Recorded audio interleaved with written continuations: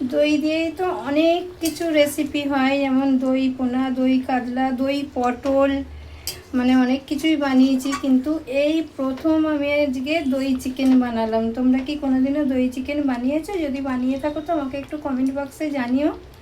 আর আমার দই চিকেনটা কেমন হয়েছে একটু দেখে বলো। আর এই দই চিকেনে ধনে পাতাটা দেওয়া যায় কিনা একটু বলো তো কমেন্ট বক্সে। আমি দেবো কি দেবো না ওটাই ভাবছি, তোমরা একটু আমাকে কমেন্ট বক্সে জানিও। আর এই রেসিপিটা একদম নিজের মন থেকে বানানো, কোথাও থেকে দেখে নয়, একটু মানে বানানোর চেষ্টা করলাম, দেখে দই দিয়ে কেমন খেতে হয় চিকেন। এই প্রথম খাবো, খেয়ে অবশ্যই তোমাদের জানাবো কেমন খেতে হয়। আর তোমরা যদি কেউ কোনোদিনও করে খেয়ে থাকো তো আমাকে একটু কমেন্ট বক্সে জানিও কেমন খেতে হয়। চলো, সবাই খুব ভালো থেকে সুস্থ থেকে, সবাইকে টাটা।